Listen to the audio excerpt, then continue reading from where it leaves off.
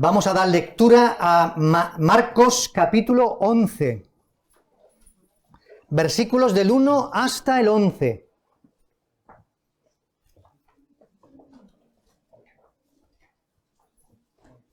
Así leemos en Marcos capítulo 11, versículo 1.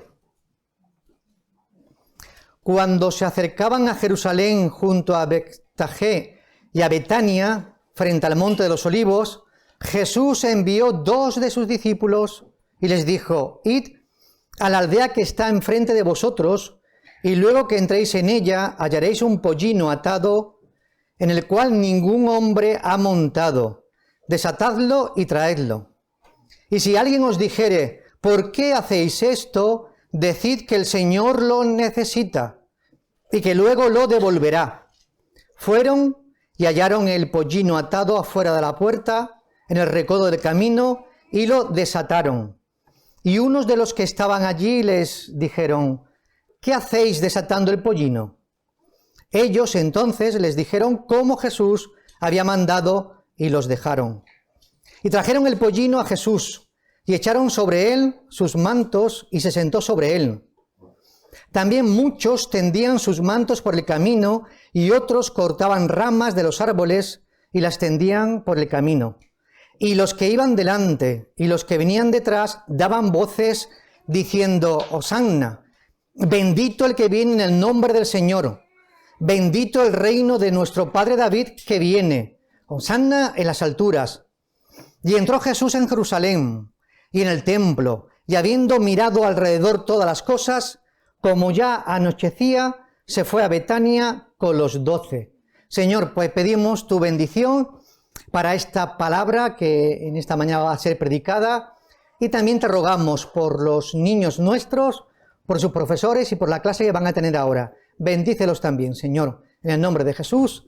Amén. Amén. Los niños, os invito a que tengáis abierto la Biblia en Marcos capítulo 11.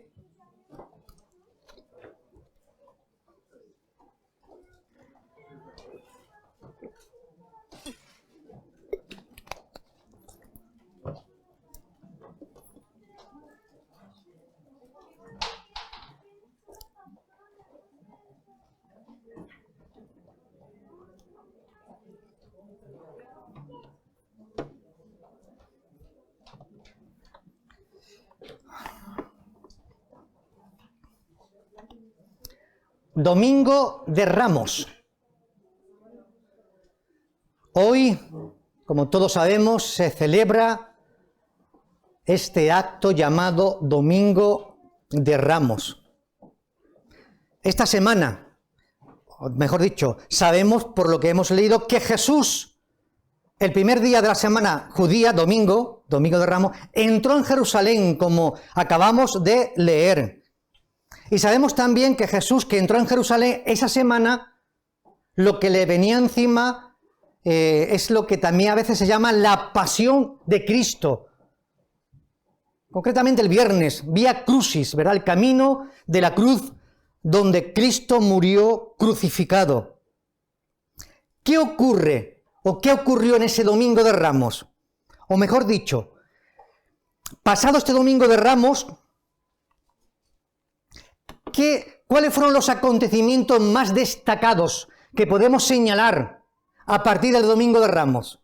Antes de entrar a reflexionar sobre el Domingo de Ramos, queremos ver brevemente, ya que el próximo domingo celebramos culto de resurrección. Próximo domingo hablaremos sobre la resurrección de Jesucristo. Durante la semana, como habéis recibido los boletines, se ha informado. El jueves en Lace hay un culto de Semana Santa, del jueves, que también estáis invitados, ¿verdad? Bueno, lo que queremos ver ahora es brevemente qué es lo que ocurre durante esos días. Lunes. ¿Qué ocurre en el lunes? Pues sabemos por las Escrituras que todo concuerda en el que en el lunes Jesús entró en el templo para purificarlo. ¿Recordáis aquella cena? ¿Verdad que sí? Por lo tanto, el lunes la actividad mayor o lo que más se destaca en la vida de Jesús fue precisamente limpiar el templo de todo lo que allí estaba ocurriendo. Y el martes ocurre que estando en Betania es ungido por María. ¿Recordáis también aquella escena? Ya que lo hemos hablado hace un par de domingos, creo recordar. Ungido. Y Jesús dijo, dejadla que lo haga, porque me está preparando para la sepultura. Ya que Judas dijo, mucho dinero se ha gastado en este frasco de alabastro tan caro. ¿Qué ocurrió el miércoles? Entre alguna escena, destacamos que el miércoles Judas lo traiciona.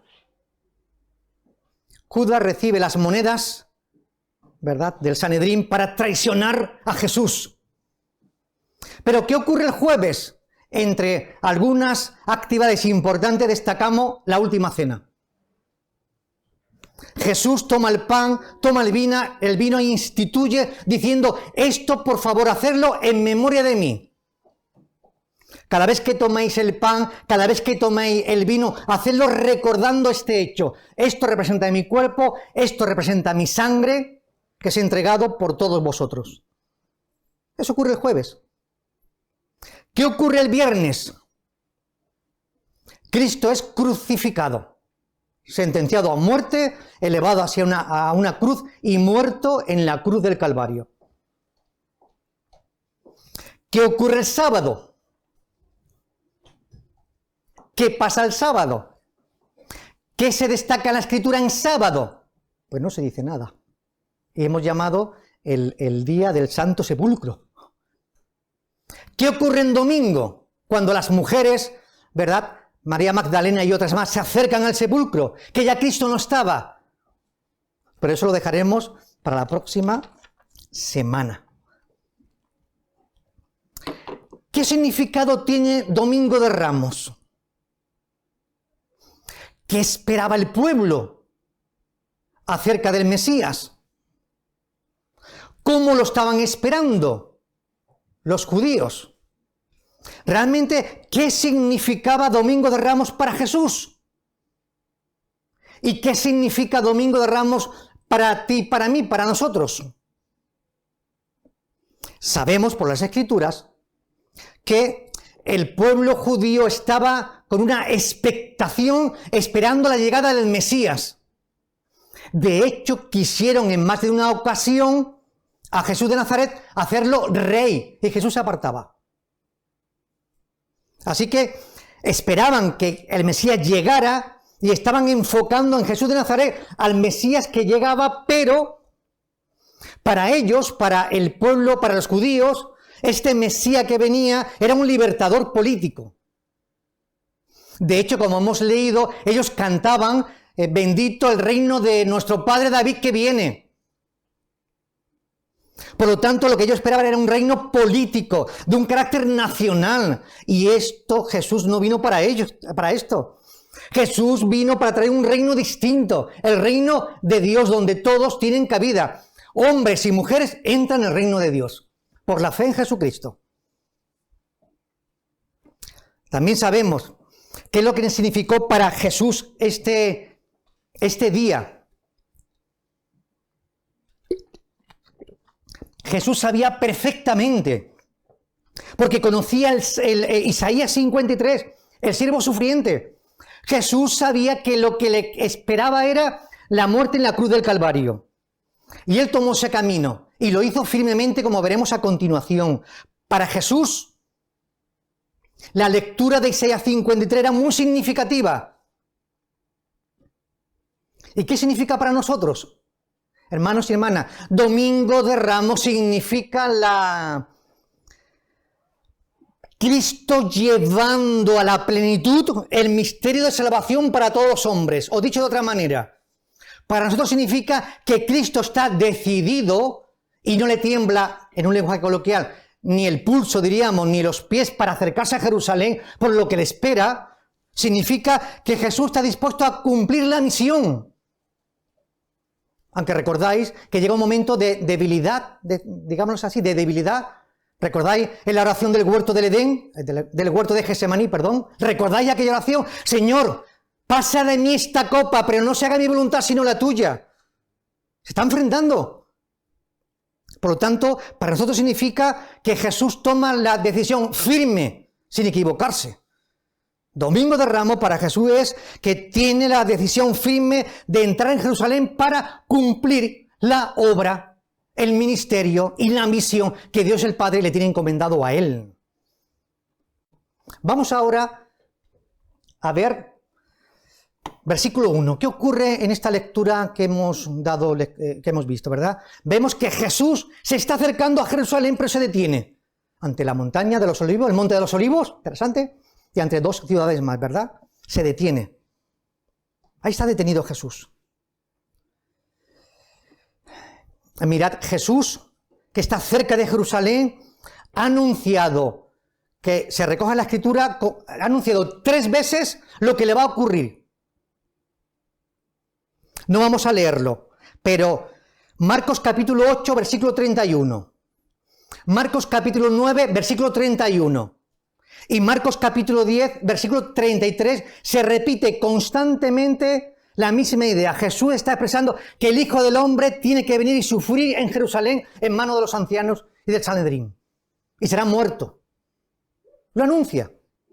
Es muy interesante porque en 8:31, cuando lo está anunciando, Pedro toma a Jesús, veo esa figura, Jesús anunciándolo y Pedro el líder, Jesús ven, lo toma aparte, Jesús, que esto no te ocurra. ¿Recordáis lo que ocurre, no? Jesús que le dice, apártate de mí, Satanás, porque no pone la mira en las cosas de Dios, sino en las cosas de los hombres. 9:31, Jesús habla de lo que le va a ocurrir y dice el texto que nadie estaba entendiendo, ninguno se entendieron lo que Jesús estaba explicando.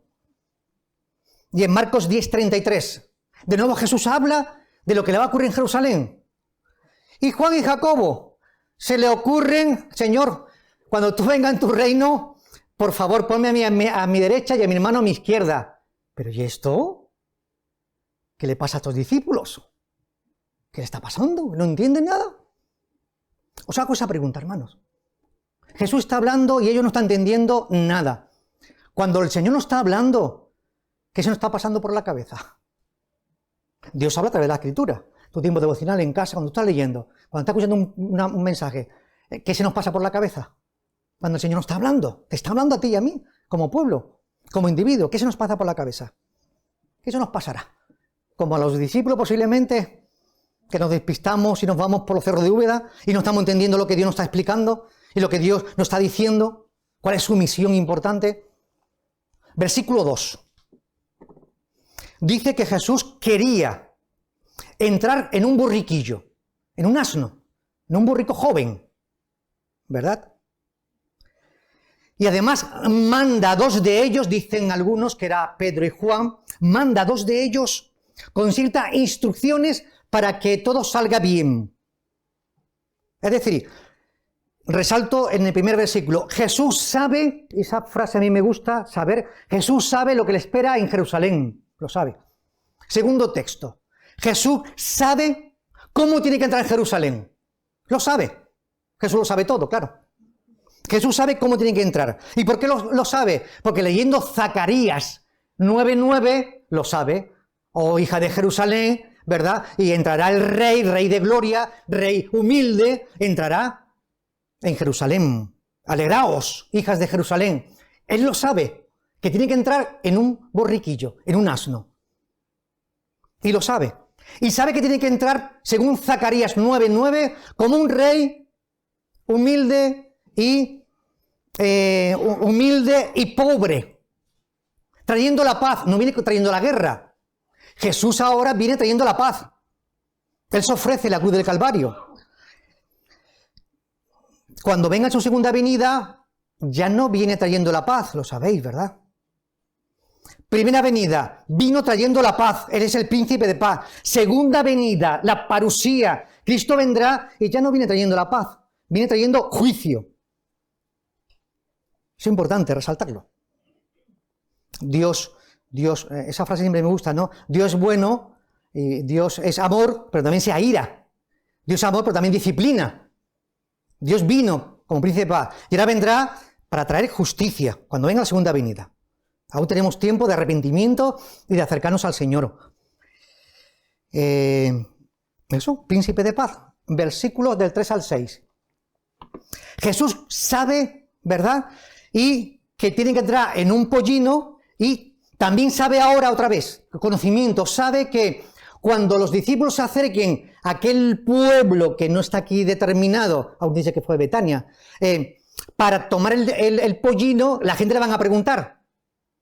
Y tienen que contestarle, el Señor lo necesita, el Señor lo necesita.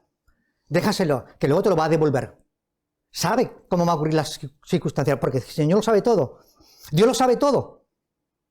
Y como va a entrar en un borriquillo, y también sabe cómo los acontecimientos se van a dar, en esos versículos nos explica cómo se dieron, y efectivamente, se dieron todas las circunstancias como Él había pensado y determinado. Las cosas ocurren porque Dios lo sabe todo. Y Dios sabe cómo van a ocurrir las cosas en nuestra vida. Lo que está ocurriendo ahora, lo que va a ocurrir después, Cristo lo sabe todo. Todo. Versículos 7 y 8. ¿Qué encontramos aquí?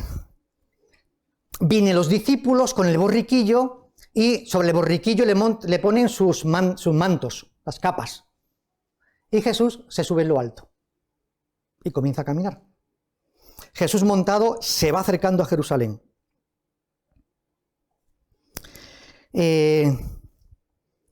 Y hay personas que comienzan, ¿verdad?, a colocar en el camino, que lo ven de llegar, sus mantos y palmeras. Y la pregunta es, ¿quiénes son esta gente? ¿Qué están haciendo? ¿Por qué colocan estos mantos y palmeras? Porque están recibiendo al Jesús que viene. ¿Y por qué lo hacen? ¿Qué está ocurriendo allí? Algo muy interesante está ocurriendo en ese momento. Siguientes versículos, ¿verdad? Comienzan a entonar cánticos, gritan diciendo, Hosanna, bendito el que viene en el nombre del Señor, bendito el reino de nuestro Padre David que viene, bendito, Hosanna en las alturas. Esto es lo que están gritando estas multitudes. ¿Por qué lo hacen? ¿Qué está ocurriendo en este momento? Bueno, Hosanna es una expresión que significa, Señor, sálvanos. ¿Pero sálvanos de qué? Bendito el que viene en el nombre del Señor. Este grito, esta expresión, está entonando lo que el salmista dijo en el 118, versículo 26. Lo mismo está entonando esta multitud. Además también están entonando, bendito el reino de nuestro padre David que viene. ¿Qué concepto tiene el pueblo acerca del reino de David? El que hemos expresado al principio. Para ellos este Jesús que está viniendo, que es el rey, quiere que sea un rey político que le libere del yugo del imperio romano. Eso es lo que están esperando. Un libertador. Pero ellos están comprendiendo realmente lo que están expresando. ¿Y cómo Jesús recibe estas alabanzas que están expresándose por boca de la multitud? ¿Cómo Él lo está recibiendo? Pues Jesús está permitiendo que lo hagan por una razón muy sencilla. Porque Cristo permite que su realeza, porque es rey, sea exaltada en este momento. Lo permite. Porque realmente para Jesús es el siervo sufriente, es el rey que Dios ha enviado, y es el rey humilde y pobre y de paz que está llegando a Jerusalén. Toda Jerusalén, estamos diciendo que está recibiendo al rey de gloria, decíamos antes, ¿verdad? Que está recibiendo toda Jerusalén a Jesús de Nazaret. Lamentablemente, toda esta gente que están recibiendo a Jesús de Nazaret, más tarde sabemos que Jesús de Nazaret, desde un lugar alto, mira a Jerusalén y ¿qué es lo que hace? Se lamenta y llora. Mateo capítulo 23, versículo 37, ¿verdad? Oh Jerusalén, Jerusalén, Jerusalén, quise, ¿verdad?, como la gallina, juntar a los polluelos, y vosotros, quise hacer con vosotros estos mismos, pero no lo habéis permitido, no me habéis recibido. Se está lamentando.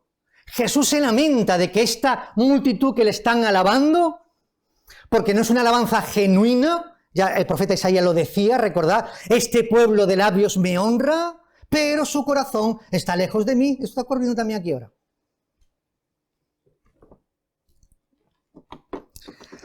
Versículo 11, ¿qué ocurre ahora? Jesús entra.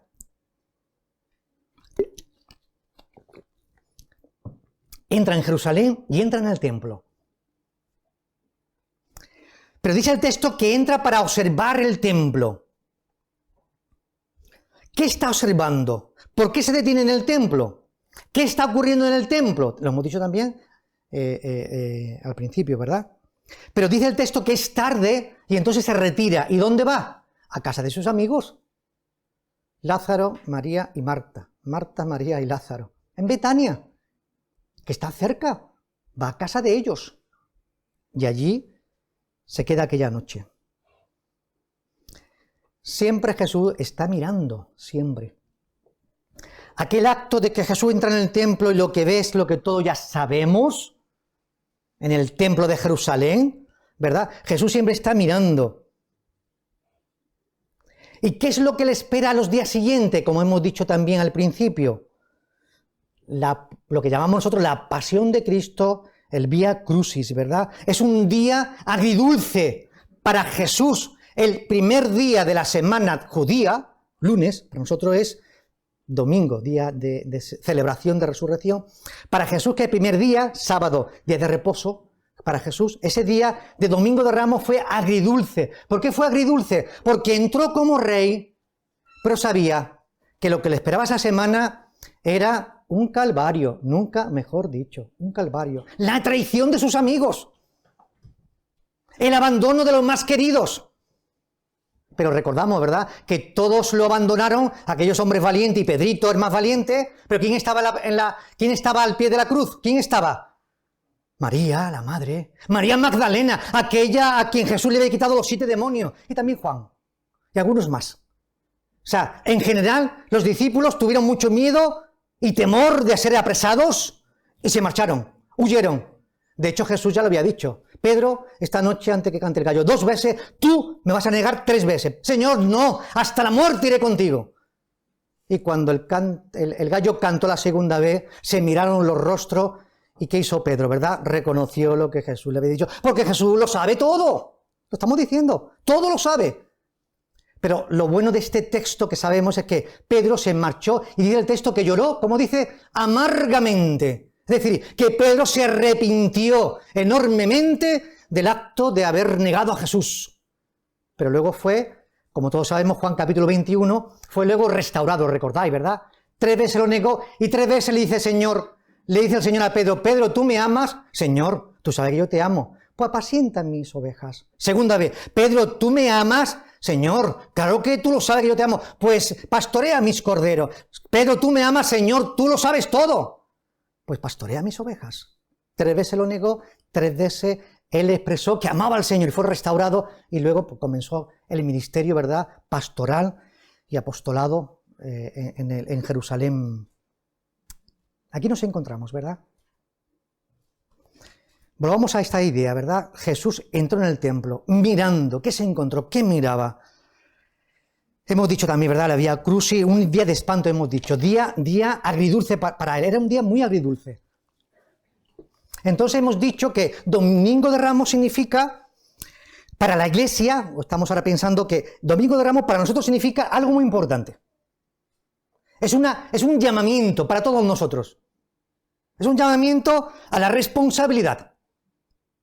Es un llamamiento a reafirmar nuestro compromiso con Cristo, pero también con el mundo. ¿Por qué decimos esto?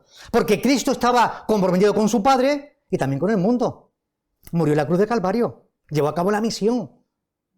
Nosotros, como discípulos del Señor, en esta mañana queremos reafirmar, queremos confirmar, queremos expresar que este llamamiento que Dios nos hace, recordando precisamente Domingo de Ramos, que para Jesús significó determinación firme de llevar a cabo la voluntad de su Padre. Y para nosotros significa, ¿verdad?, el compromiso con Cristo. Señor, estamos comprometidos contigo.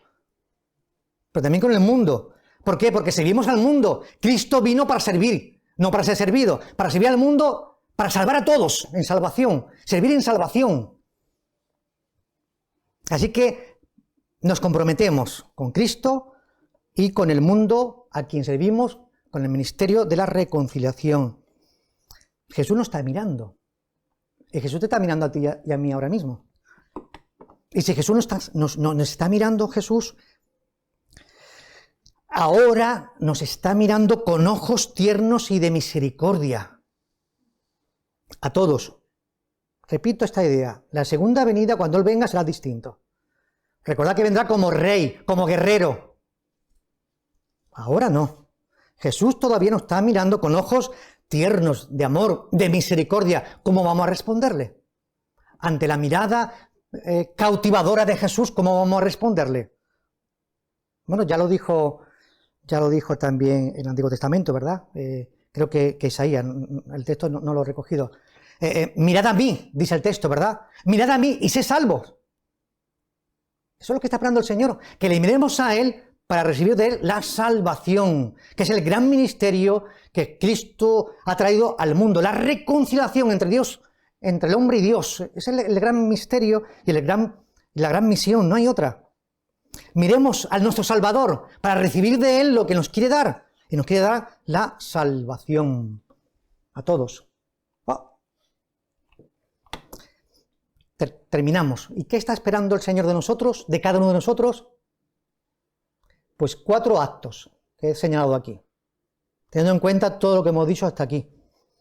¿Qué espera el Señor de nosotros? Que le pidamos su gracia, que le sigamos pidiendo gracia para nuestras vidas que están tan necesitadas, pero también que le pidamos perdón de nuestros pecados, que también nuestras vidas necesitan ser perdonadas por Él. Y por otro lado, pensando en aquel acto de alabanza y demás, ¿verdad?, que le pidamos que nos ayude a que le podamos alabar dignamente, verdaderamente, de corazones rendidos a Cristo. Sería la opción, que Él nos ayude para que podamos alabarle no como aquella multitud, sino como hombres y mujeres que han sido transformados por el amor de Jesucristo, ¿verdad? Que la alabanza salga o nazca de un corazón salvado por Jesús. Alabarle dignamente, ¿verdad? Y que le amemos con todo nuestro corazón, con toda nuestra fuerza y con todo nuestro ímpetu. Y termino en esta mañana. Hermanos y hermanas, hagamos nuestra esta oración.